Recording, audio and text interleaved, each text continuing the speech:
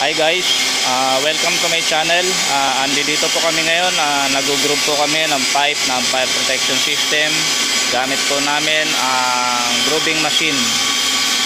Yan po, nilalagyan po namin ng groove ang dulo po ng pipe para po sa pag-install ng pipe ng fire protection system ay madali po siyang maiduktong.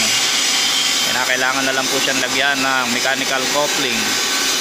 Ito po ang groove. Yan pong nakikita nyo parang kanal na yan, ay yan po ang nilalagyan ng mechanical coupling o pictolic para po maiduktong ang dulo ng pipe. Yan po, gamit po namin ang grooving machine, hydraulic grooving machine. Yan po ang aming pang groove. Napakadali lamang pong mag-groove ng pipe pag meron po kayong grooving machine.